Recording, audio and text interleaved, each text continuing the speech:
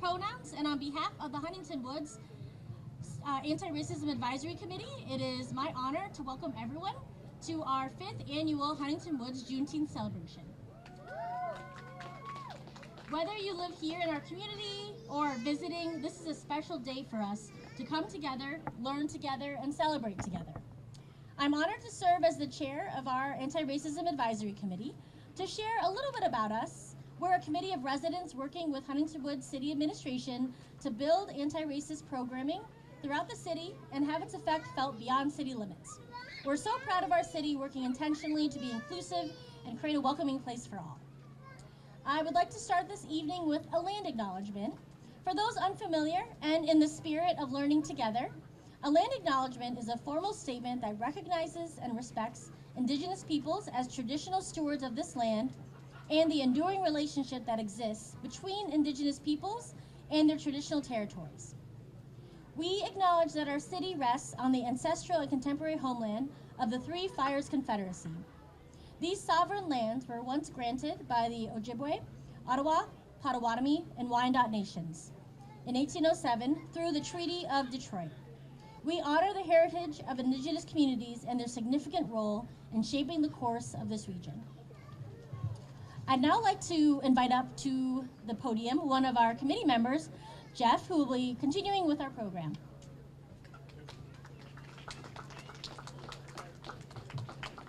All right, first we want to welcome Logan Squirewell and Nancy Navy Chun, who will be performing Lift Every Voice and Sing, which is often referred to as the Black National Anthem. Now, this hymn was written as a poem by then the principal of a school, but future NAACP leader James Weldon Johnson in 1900. His brother J. Rosamond Johnson set the poem to music, and it was first performed by Florida school children, the same school that James Weldon Johnson was a principal of, on the anniversary of Abraham Lincoln's birthday. Logan and Navy will be entering the 4th grade at Pattongill Elementary this fall.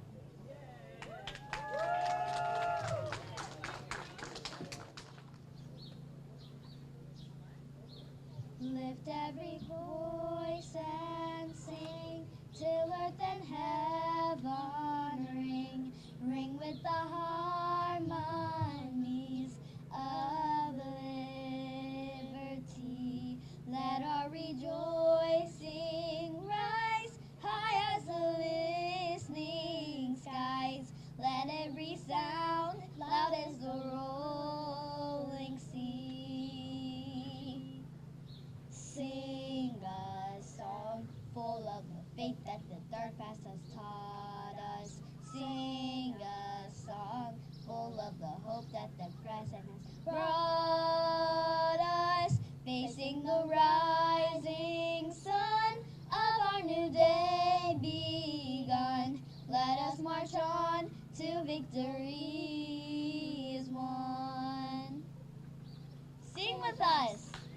Lift every voice and sing till earth and heaven ring, ring with the harmonies of liberty.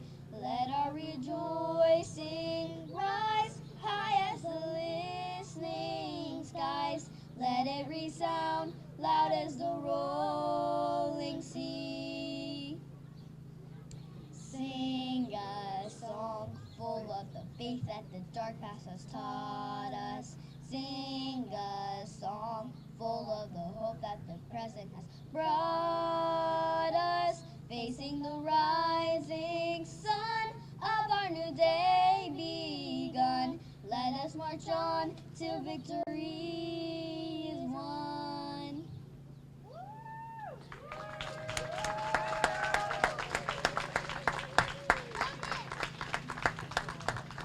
Woo!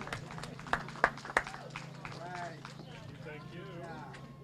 Thank you so much, Logan and Navy. That was awesome.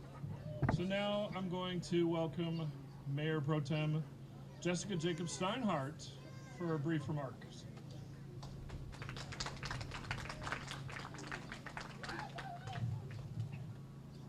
Good afternoon, everybody. I am Mayor Pro Tem Steinhardt.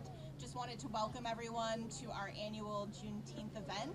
Thank you so much for joining us here today.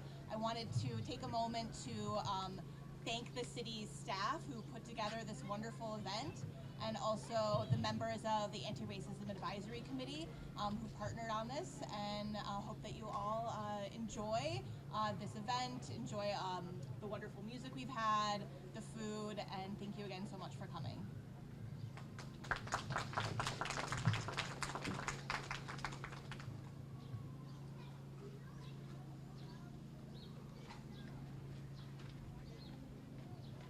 All right, so we would like to continue to showcase the passions and talents of our students in our community with poetry readings from the award recipients of our second annual Juneteenth Student Poetry Contest. This year, we asked that our submissions be focused on looking back and looking forward as we celebrate 100 years as a community in Huntington Woods. And we asked that the submissions be about topics including the significance of Juneteenth, inclusion, belonging, or empowerment. And so our first award recipient to share their work today is Hannah Conti. Hannah lives in Huntington Woods and will be entering her senior year at Berkeley High School this fall.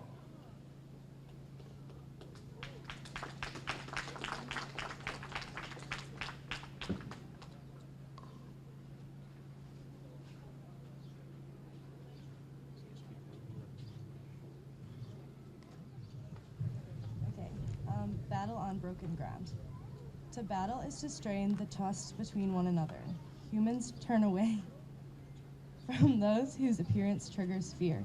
We must choose to seek peace between the ignorance we uncover. When others are prey, we turn our eyes away, forgetting that every wound could one day reach our rear. To battle is to strain the trust between one another. The world teaches some people that they need to cover, but we must show others that we are always here. We must choose to seek peace between the ignorance we uncover. We are not meant to divide as a stranger or other, even when the world attempts to make the difference disappear.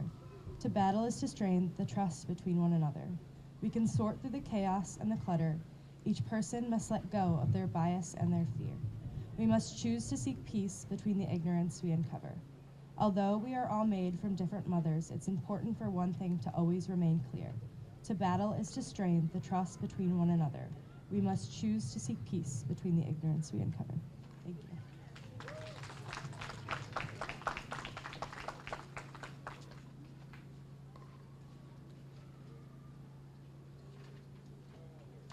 Let's give another round for Hannah. So our second award recipient is Miles Shirley. He also lives in Huntington Woods and will be entering second grade at Burton Elementary this fall. Miles was unable to join us today, and so I'll be reading his poem entitled, "What is Freedom?" Freedom means that you're free to do whatever you choose. It feels like to be free to say and think how you want when nobody is telling you what to do. Fairness looks like to be kind to others. That's what they were hoping for when they got the news. Still, things weren't fair. So someone had to be strong and brave, to be brave as a lion, strong as a horse. And they were thinking about other people and their kids and the world so that they could build a better future. And that's Miles Shirley. And his family had also put together a fantastic display over there, highlighting different parts of African American history, focusing on resilience and cultural contribution. So please take a look when you get a chance.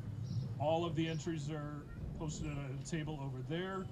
So we want to congratulate everyone in this year's competition, as well as our student performers, Logan and Navy. We're so happy to have you back here to express yourselves through these important topics.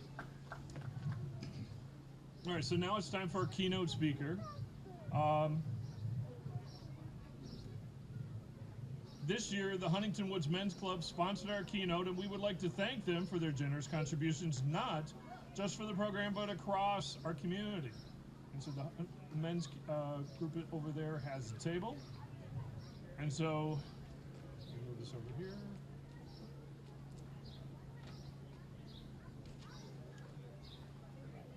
me introduce Dr. Kenesha Kuhn Santiago.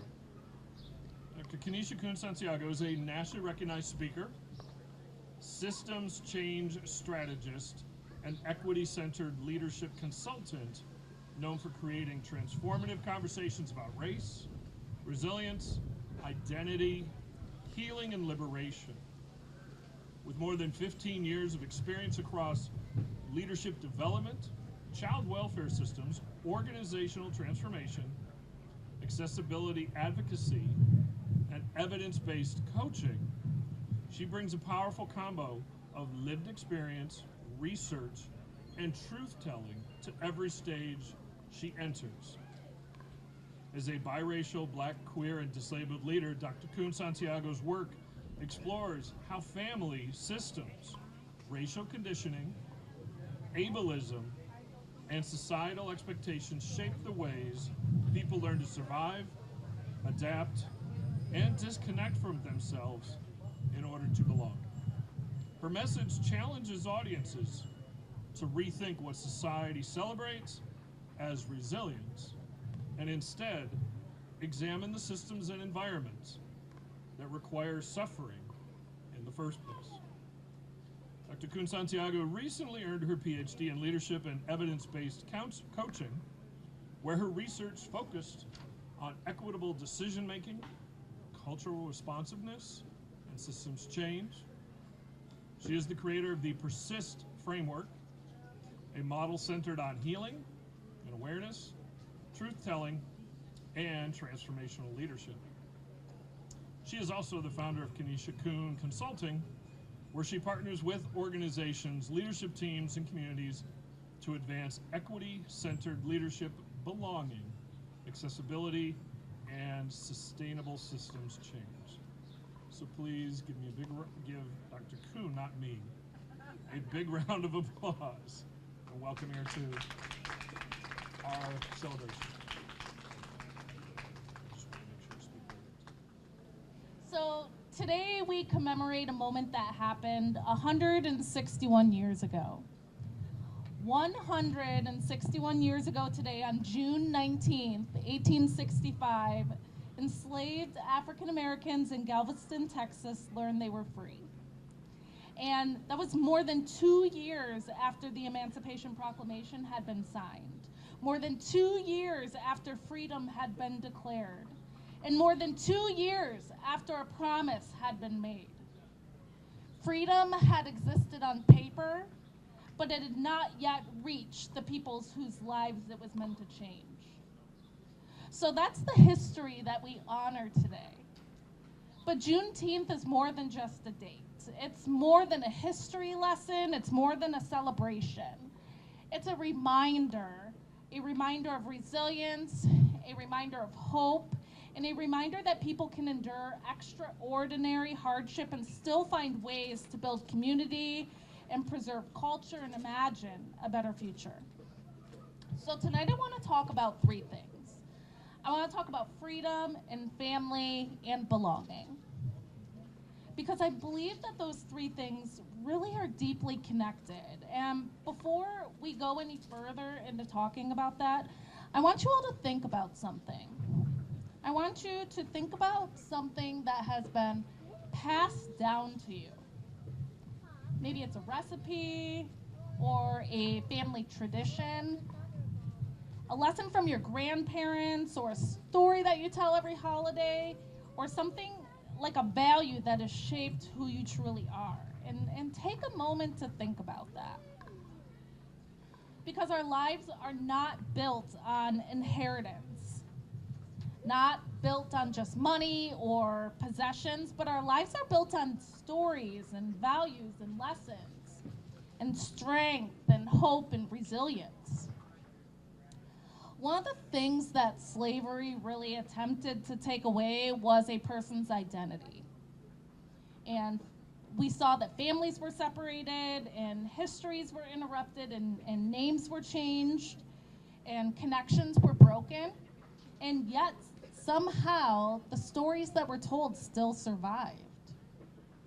Hope survived, music carried on, and food carried on memories. And communities really leaned on each other to carry on generation after generation. And people continued to protect pieces of themselves so future generations like us would know who they were. And I think there's something really powerful about that. And every one of us wants to know like where we come from, and we want to know that our story matters, and we want to know that we belong to something that's bigger than ourselves. And one of the things I learned that was passed down to me was resilience. Growing up for me, life was not easy. I grew up in some extreme challenges, an abused and neglected household. I'm black biracial. I had no access to my black family at all until I found them when I was 34. And there was times when the stability in my abusive household felt uncertain at times. And when I felt like I was carrying more than a child should ever have to carry. And as a young person, there were moments when I questioned my worth. Moments if I wondered if the circumstances around me would determine the rest of my life. But I did find along the way that there was some people that I really connected with that saw something in me. I had my high school music teacher that really encouraged me. I had mentors from my drama club that I remembered who really challenged me. And I had adults eventually who refused to let me believe that my circumstances defined my future. And while they might not all realize that they gave me one of the greatest gifts that a person can receive, and they gave me belonging. They made me feel seen, and they made me feel valued, and they helped me understand that I mattered. And then years later, after earning these multiple degrees and building a career, I can still really trace much of that success back to the people who chose to invest in me when they didn't have to. And that's why belonging really matters. Because, you know, sometimes just one person believing in you can really change the direction of an entire life. And I look back on that support and I realize that they gave me that belonging, and they really can help change a trajectory of a person's life by really inviting them in and being that mentor for them. So this is one of the reasons Juneteenth really deeply resonates with me, because freedom is not simply about removing barriers, but it's about creating opportunities for people to thrive. And once those barriers are removed, they'll thrive and fly even further. So we talk about Juneteenth, but we often focus on how the freedom is delayed, as we should, because there's something profound about realizing that freedom was declared in 1863, but was not experienced until years later, we see, right? So imagine freedom existing somewhere beyond your reach, and imagine a promise being told to you and being made to you, but not yet arriving in your life. And then imagine that your future has completely changed from what it is today, but no one told you. Juneteenth really reminds us that there can be a gap between what is promised and what's experienced. And we see it every day in our laws and our policies. There's a gap between policy and practice. There's a gap between intention and impact. And there's a gap between inclusion and belonging. And as someone like myself who spends so much of my professional time really working in systems change, I think about that all the time, every day. We can continue to create policies, we can continue to make promises and write plans and issue statements, but if people don't experience those changes in their daily lives, then the work's not done, it's unfinished. So Juneteenth really teaches us that lesson. But people hadn't experienced it yet. And while our challenges today are different than what they were back then, they're still very, very prevalent, whether we're talking about education, healthcare, accessibility, opportunity, or community. The question remains the same. Are people experiencing the values that we say that we believe in? Because progress is not measured only by what we announce, it's by what we see people actually experiencing. And we're not seeing that too much fully in our society today, right? But what I really love about Juneteenth is that it's not only just a story about, overcoming oppression, but it is a story about joy. And when freedom finally arrived, people gathered just like we are today, right? They celebrated and they prayed and they shared meals and they reunited with their families and they told stories. And they created some of these traditions that we continue to think about today. So think about that a little bit. On the flip side, though, that people who had every single reason to lose hope chose to celebrate. And people who had every reason to be bitter and angry chose joy. And people who had endured such extraordinary hardships chose possibility. And I think that's really one of the greatest acts of resistance is that joy piece, right? So one of the greatest acts of courage we see is the hope. And what I really admire about the Black community throughout history is it's not just about simply survival. We have this other level about creation and the creation of culture, the creation of community and possibility. And we continue to do this generation after generation against tremendous odds that are thrown at us. So I work in accessibility and leadership and community engagement, and it's taught me another lesson too about belonging. So several years ago, my life changed pretty dramatically. I began losing my vision. I actually woke up one day last year and completely could not see at all. I am now legally blind. And like many people who face this major life change, I was so scared and I was worried about what I would lose. And I worried about what life would look like. And I worried about my independence. But some things, not one thing, but some things happened. And I learned to navigate the world a little bit differently. I discovered that my greatest challenge wasn't just my vision loss. It was all the barriers that existed around me, actually. Technology that wasn't designed with everyone in mind, spaces that weren't accessible, and systems that really unintentionally excluded like blind and low vision folks like me. But I also discovered a community of people who are very, very helpful and who said, we'll figure this out.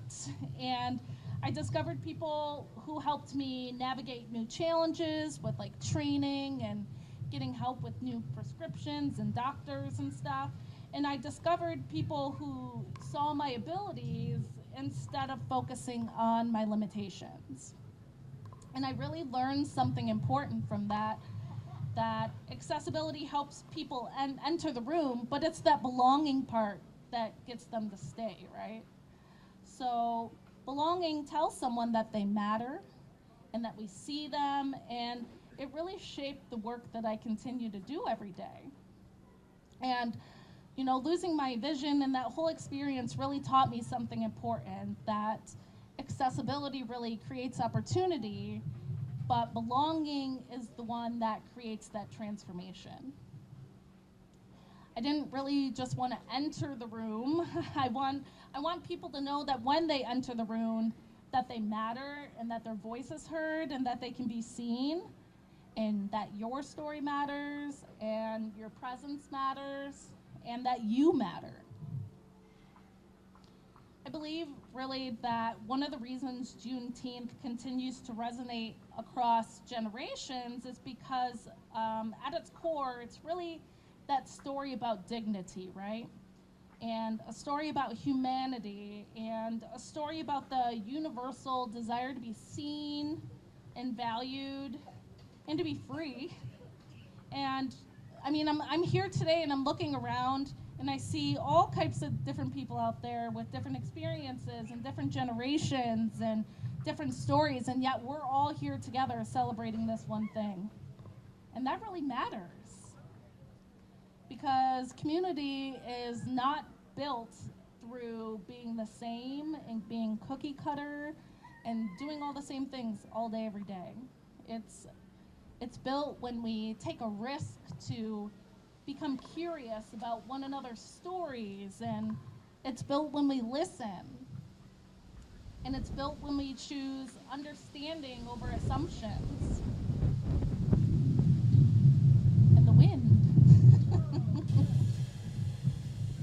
So I do want you to think about, what does freedom mean to you today? For some people, it means opportunity. For others, it can mean thinking about their safety. For others, it can mean education or being accepted for who they are, or thinking about if they have a voice. There's not really one single answer as to what freedom is, right? But I think that's the point, that freedom is not simply something that we celebrate, but it's something that we cultivate, right? We make it. So freedom grows when we invest in one another, when we have people that are safe enough to be themselves when they go out into public, and when children are continued to encourage to dream, and when belonging becomes real instead of just something that we see. As the host said, I recently earned my doctorate, and thanks, woo. while often people do just see the degree, they don't see like who helped me get here, right? So my beautiful wife back here, my family, my mentors, my friends, my community, and the people who just really encouraged me when I wanted to quit, like a lot of my best friends. They're like, they reminded me of who I was when I forgot, and told me that, no one can accomplish anything alone. And that's really another lesson that Juneteenth tells us. And we learn that progress has always been collective, and families carry one another, and people have invested in one another over time. And because they did this, our future generations have opportunities that they might never have imagined. Another thing I think about around Juneteenth are my kids. I think about that next generation, my 2 boys, and I think about all the work that I've done with them and all the work I've done with other young people through my child welfare work and leadership programs and other community organizations. And I also think about the youth who are trying to figure out who they are and where they fit in this world. And I also like to think about what we're doing for them, in a sense of what kind of world are we leaving them? Because right now, we could do better, right? Yeah. We could do a lot better for our next generations. And a few weeks ago, I was watching my kids both belly laugh together as they're beating each other up. And they're 7 and 13, so they are very, very fun to be around. And to me, nothing extraordinary was happening. They were simply being kids. But I found myself thinking about all of the people who came before us, and who sacrificed and who endured, and who dreamed about the futures they might never get to see. And because of their courage, my kids have the opportunity to continue to create and grow and express themselves in such an open manner. And that's the beauty of the progress that we're seeing. We plant these seeds that we may not ever harvest ourselves. The first people who celebrated Juneteenth could not have imagined all of us sitting here 161 years later. And because they kept that hope alive, we're here today. Yeah. And now it's our turn. We got to plant the seeds, and it's our turn to build the community, and it's our turn to do something so we can leave something better for those who come after us. And, tonight as we gather Huntington Woods, I believe that Juneteenth really offers us this invitation. an invitation to remember, an invitation to learn and to listen and to build. And to build neighborhoods where people know one another, and to build schools where children feel fully valued when they're going to school, and workplaces where people can fully contribute authentically. And it doesn't happen by accident.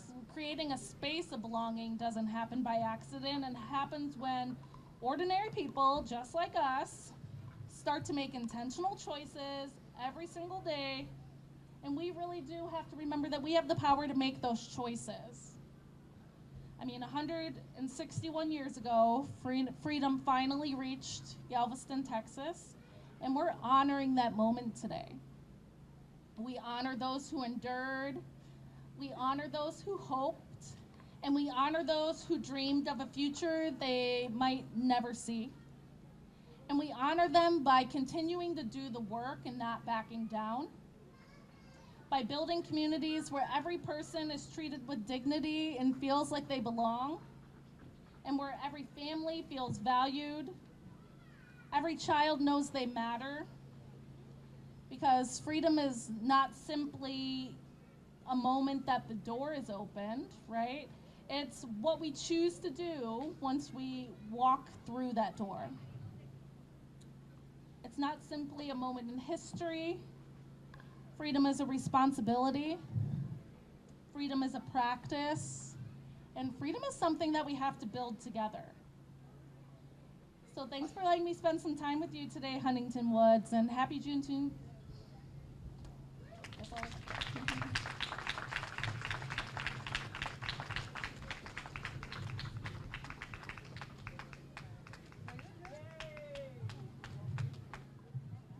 All right, Dr. Gun Santiago, thank you so much for sharing your passion and insights with us.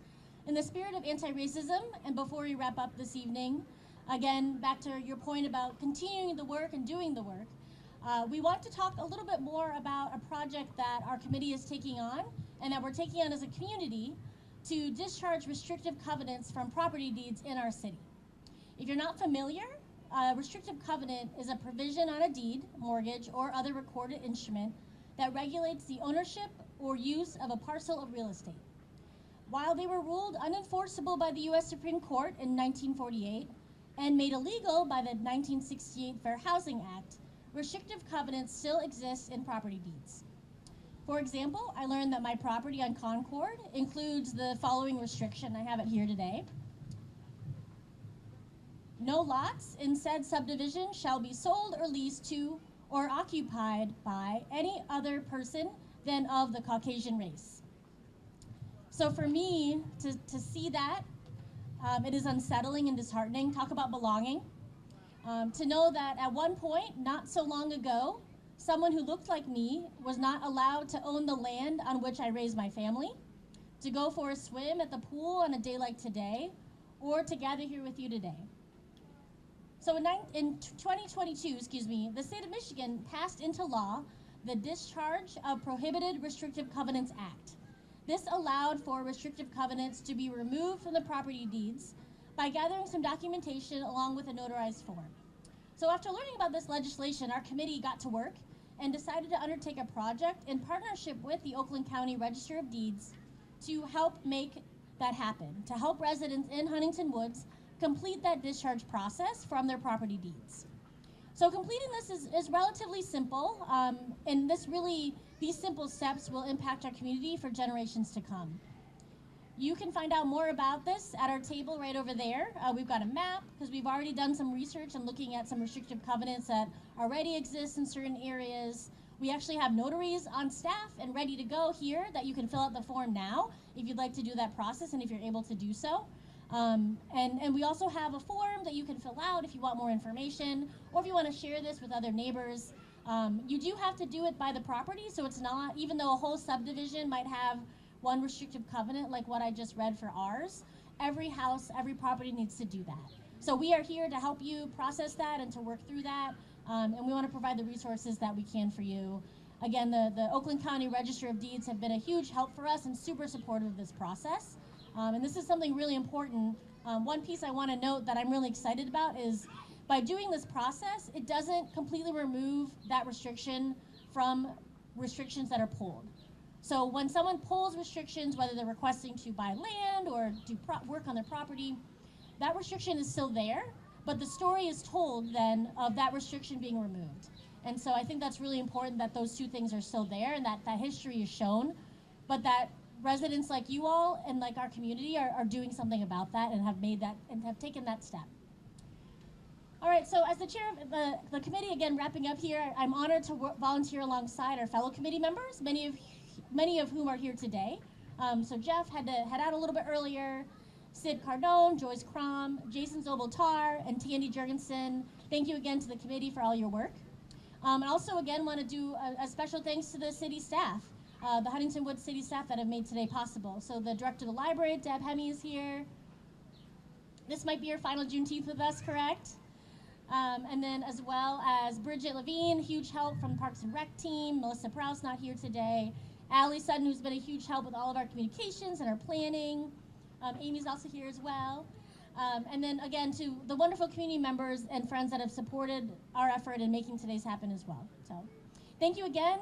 If you have already gotten waka from the food truck, the sambusas, we actually do have plenty more. So while Sid was holding a firm line of only one per person, you're welcome to go up and get some more, especially as our event is wrapping up. So feel free to go get extras. And then thank you again to our groups that are here today, and we'll have the music and activities continue as well. So thank you so much, everyone. Have a good evening.